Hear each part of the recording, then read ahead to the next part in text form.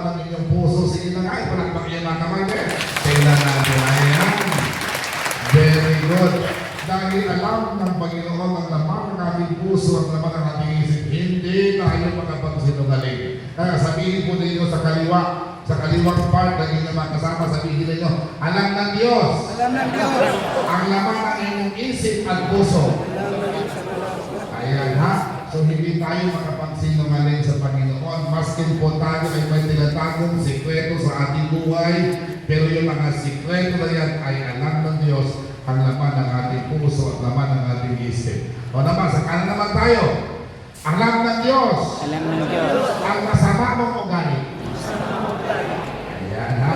So alam ng Dos yan, kaya hindi tayo makapagsinungaling. Kaya nga Mother Friends in Christ, para sa ating pagkinainay, para tayo ay magkarating sa buhay na walang hanggan sa kaharian ng Diyos, na tayo ay hindi na matutulong sa mga gilid o sa mga, tayo ay tinatawag ng mga villagers, kasi tayo ay sa gilid ng mga village, kaya ay tatawag tayo yung villagers, kaya hindi naman tayo iswala, kaya sa atin naman yung bahay, sa atin naman din yung lupa, right? Kaya nga, ang tawag sa atin ay hindi nakatira doon sa mga gandang mga condominium, mga gandang mga villages with their multi-million worth of houses. Kaya tawag sa atin ay villagers.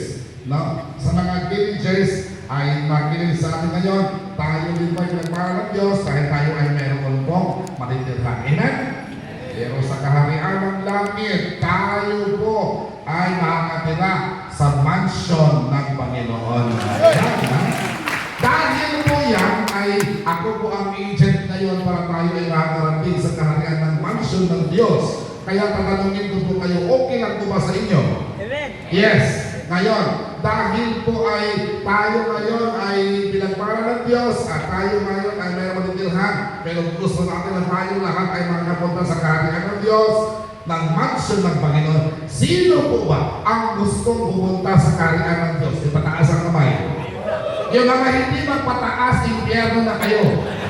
Oo po, bakit? Dalawa lang naman ang ating pupuntahan. Langit at kaya pag hindi kayo tumataas ng kamay, ay impyerno na kayo, sigurado na kayo, ang disgrasyon ninyo ay impyerno. Kasi ang tatanong ko naman ay kung sino gusto pumunta sa langit, hindi kayo tumataas, hindi impyerno lang. Kaya ngayon ang sinasabi ng Panginoon sa ating Evangelyo. Mayroon pong mga dalawang grupo. Ang mga grupo ng mga kambing, yung mga hindi naliligo. Ayan, pag hindi kayo maliligo, naku, parang kayo pupunta na sa impyerno. Tapos mga tupa, sila po ang pupunta sa langit at sila po ay iniimbitahan ng Panginoon. Come share your master's table and in your master's mansion. Why? Dahil po kayo ay gumagawa para sa kaharian ng langit. Kayo ay nag-i-invest para sa kaharian ng langit. Pwede na si Christ, marami po sa atin, nag-i-invest tayo, di ba?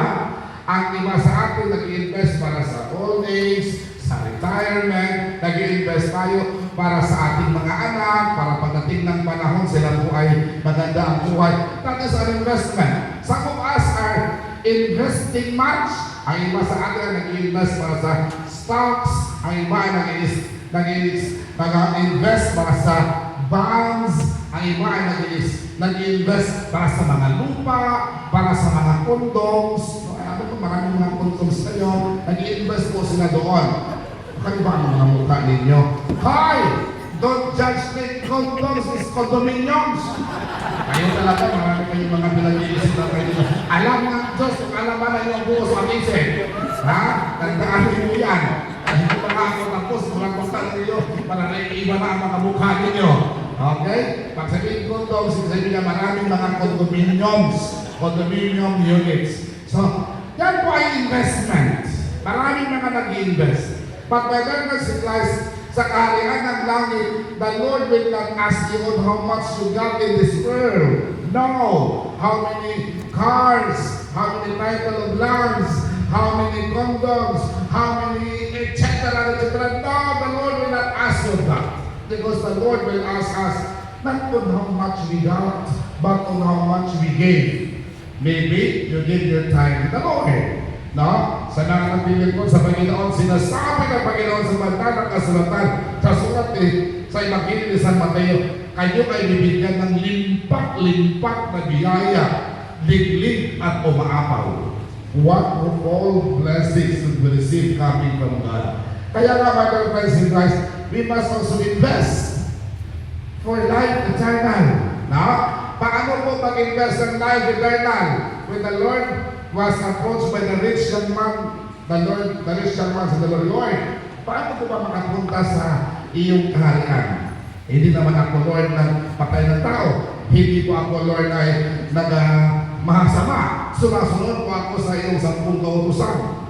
And the Lord looked at the rich young man with full of compassion and mercy. Sabi ng Panginoon, kung kayo ay gusto mo na sa langit, you must follow the two greatest commandments. That is, love God, love your neighbor.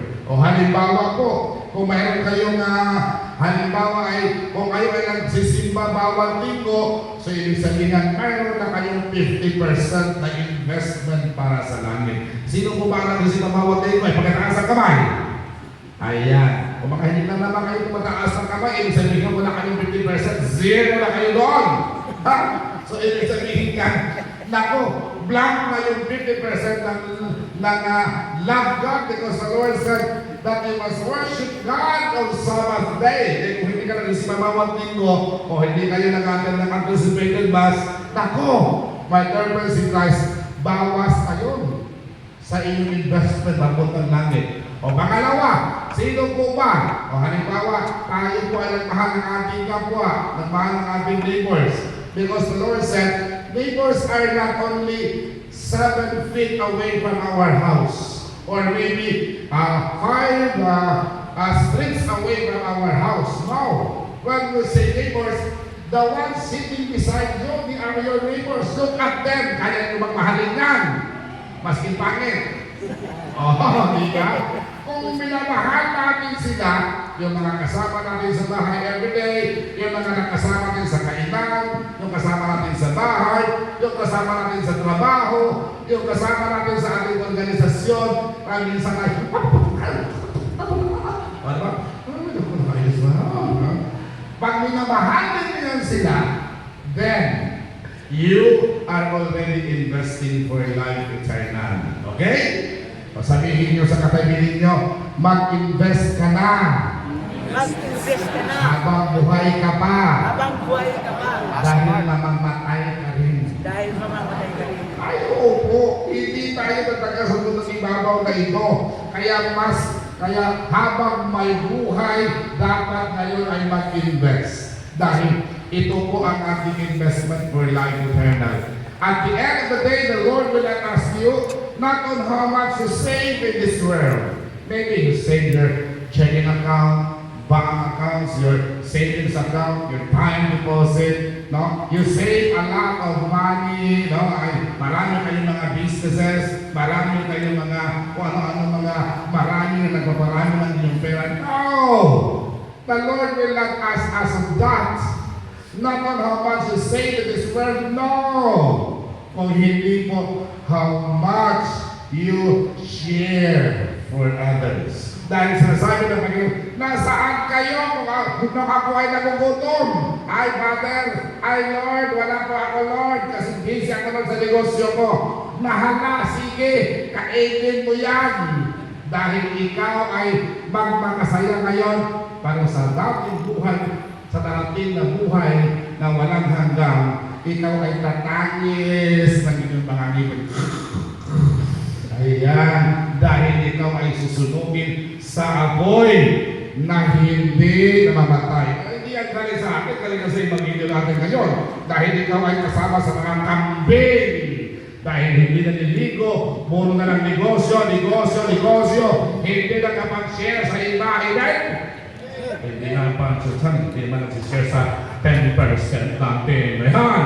Kaya nga, puro na lang negosyo, puro na lang ay pinapalaman ang kanilang mga bulsa dahil kinukuha ng 60 million pesos, 60 million na ba o 600 million o 600 billion sa PhilHealth. Kaya bawal kayo magkasakit kayo, Roy! Ha? Ano ang nilibigay? 60 billion! O, kaya nga, wala kayong pera, bawal kayo magkasakit. Dahil ay wala Binuora nila ang kanilang bulsa para pagdating ng araw, sila ay nandoon mahihalar sa mga posisyon ng gusto nila. But my reverence in Christ, tandaan natin yan. Anathema for them. For those who get the money from the people, they will experience wow life in this world. But I am pretty much sure na hindi talaga ang pera na yan. Hoy!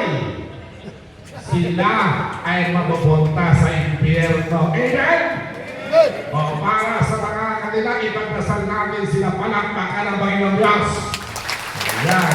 Para marinig tayo doon sa mga KKKK. Alam nyo, KKKK? Kataas-aasan, kagalang-galangan, kongresista ng mga kawatan. Di ba? Pero hindi naman sila lahat magnanakaw. O sa mga magnanakaw dyan, hoy! Matatabaan kayo, ibalik ang pera ng bayan! Wala kayo mga kwentang mga tao, papalitan namin kayo! Diba? Kaya nga ba, dear friends in Christ, sigurado na yan na mga taong ito, sila ay tatagis pagdating ng Panginoon. Hindi lang galing sa akin, galing niyan sa Evangelyo. Dahil maraming nagugutom ngayon, dahil inflation ang Pilipinas. Pero anong ginagawa? Inubos ang laman ng bayan, 600 billion! Hoy, Presidente Bongbong! Diba? Kaya nga ba yung friends in Christ, tatangis talaga sila pagdating ng panahon. Dahil marami ang kanilang pinagkakaitan na mga pagkain na hindi nakakain sa mga mayang Pilipino. Maraming nagkasakitan hindi napagamot dahil wala ng pera sa PhilHealth. Ayan, no? Kaya malatamaan at malatamaan sabihin ninyo.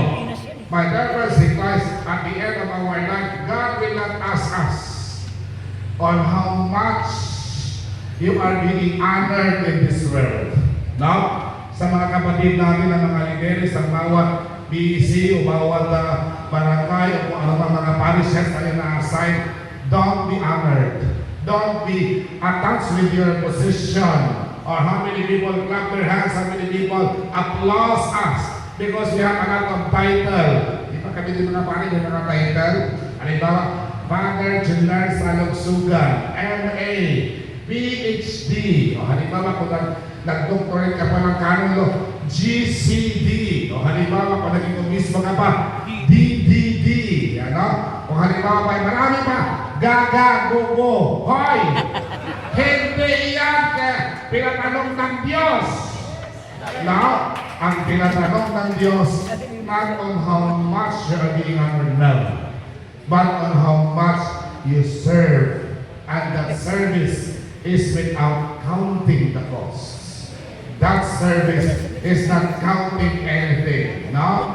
Kaya nga, my si Christ, sana sa ating maglilingkod sa Panginoon, sa bawat mga parisas na ina-assign, tandaan natin yan. Maski maliit na barangay ito, maski maliit na cell ito, maski maliit na chapel ito, pupuntahan natin. Dahil yan ang paglilingkod ng Panginoon. Amen? Hindi yung pumunta ka lang dahil maganda yung pamukya. Dahil maganda yung pares kasi magbigay sa akin ng limpak-limpak. Hoy! Maawa ka naman sa Panginoon. Ang Panginoon ay nagsasabi tayo ay mag-i-invest para sa buhay na walang hanggan. Dahil kung siya nagugutom, ating napuntahan. Kung siya ay walang damit, ating nasuotan. Kung siya na bilanggo, ating pinupuntahan. And that is our investment for life eternal. Kaya nga, dahil gusto ninyo pupunta sa langit, katulad kanina, sino na ba sa inyo? Pag kayo ay tinatanong ng Panginoon, katulad sa isang magnanakaw na nakabayuban sa krus, Panginoon, remember me when you will reign in your kingdom. O halimbawa, kayo din po, sabihin ng isa sa mga magnanakaw, sabihin ng Panginoon, remember me when you will reign in your kingdom. The Lord without any second thoughts, without any hesitation. Ano sinasabi na Panginoon? Today, you will be with me in paradise. Ayan. Ngayon, kung sino sa atin kayo, mataas ang kamay, gusto mo sa langit, gusto niyo makatira sa pansyon ng Panginoon, sa kaharian ng langit, sino na po ba? Alam na Diyos, ang laman ng isip, ang laman ng inyong puso, huwag kayo magsinungaling. Nahala, Sino na po ba ang game na, handa na, sasabihin ng Panginoon, tonight, you will be with me in paradise. Sino na po ba ang handa pag itaas ang kamay? Sigurado na lahat ng mga patay kayo, hindi ako i-blame ni brother kapag kayo uupo sa mga leader niya. Sigurado na kapag kayo ay maghanda. Kayo mamamatay kayo mamayang gabi, ay ako ang sisihin ni Brother Mike kung uupo sa kanyang mga leader. Ha? So dapat po maghanda. Ha? Dapat tayo maghanda para sa pagbabalik natin sa buhay na walang hanggan. Amen? Amen. Sabihin ninyo sa katabi ninyo, maghanda ka na. Maghanda ka na. Magbago ka na. Bago ka na. Ayan ha. No, maghanda tayo dahil tayo ay babalik sa ating naman sa langit. But you have to invest now while you can. Invest while you have time. Because time is precious. Of all the jewelries and ornaments in the world, time is the precious one. Not gold, not diamonds, not silver, not copper, not everything, but only time. Because you cannot rewind time. Invest now.